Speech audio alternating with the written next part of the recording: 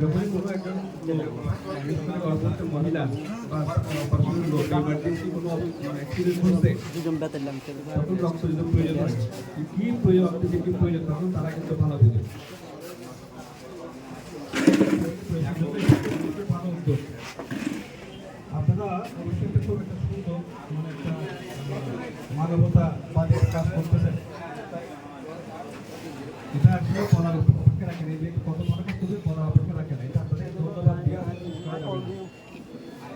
আপনাদের মতন এখন আপনার অনেকজন একসাথে যোগবদ্ধ হয়ে গেছেন যাত্রা রক্ত দেওয়ার জন্য করতে পারছেন। অনেকটা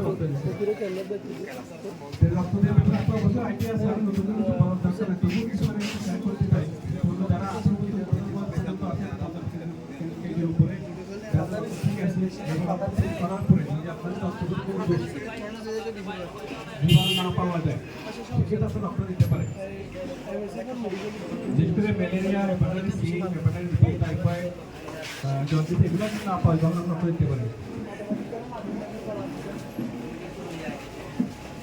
আসলে একটা মানবতা একটা প্রোগ্রামটা চালা যাচ্ছে, এটা সংগঠন চালা আসলে কষ্ট। আপনারা এত সুন্দর করে সবকিছু অ্যারেঞ্জ করতেছেন, প্রতিবছর দিতেছেন এবং করতে আপনার সমস্যা আপনার চ্যালেঞ্জ আছে।